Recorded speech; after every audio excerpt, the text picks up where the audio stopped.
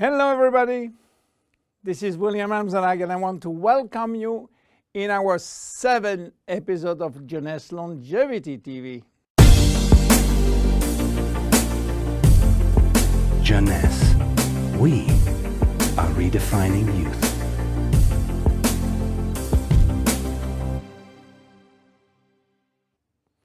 Have you heard about stem cells? I'm sure. Meanwhile, I wish to share with you my knowledge about stem cells, how magic they are, and how they are changing the medical world. To understand what are stem cells, let's go back to life.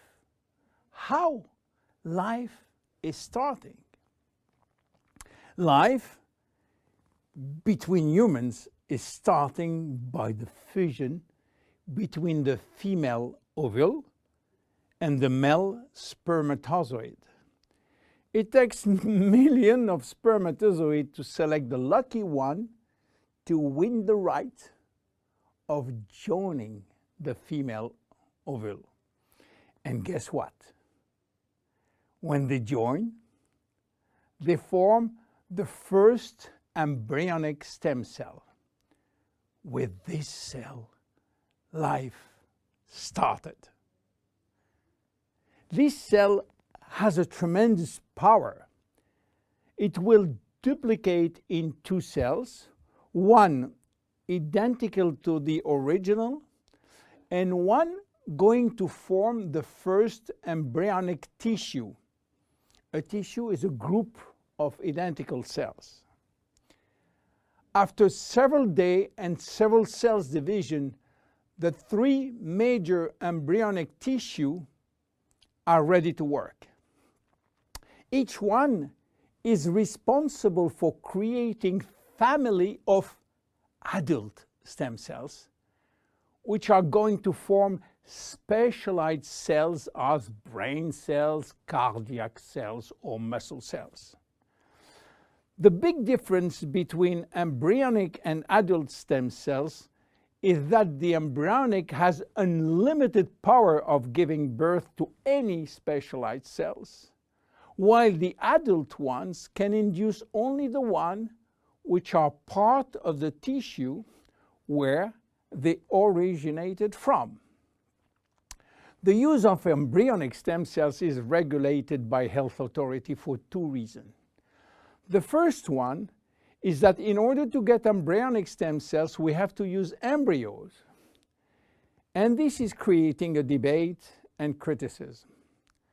This reason, by the way, is no longer accurate because Japanese scientists find a way to generate embryonic stem cells from adult skin cells, resolving the ethical debate.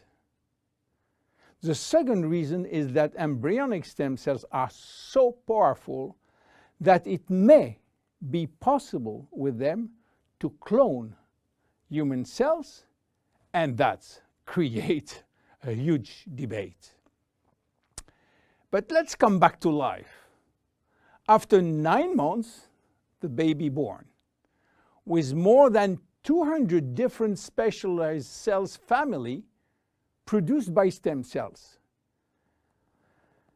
It is not finished because nature is always anticipating what? Shortage. During life, shortage of specialized cells which die or do not replicate. We need a solution, and stem cells are the solution. Nature has provided storage in all parts of our body to store stem cells, especially in the bone marrow, in the skin, and guess what?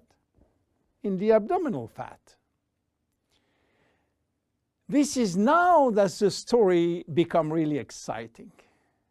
How or what if we can extract those stem cells and use them for treating diseases? Do you know that has been done many decades ago? It's called bone marrow transplant, which is in fact a stem cells transplant. This protocol is used for patients with severe leukemia, in which we start by eradicating cells from the bone marrow, leaving the patient with no defense, no immune cells, and this is why he is confined in a sterile environment. Once done, we are looking for the proper donor which has similar genes in order to avoid transplant rejection.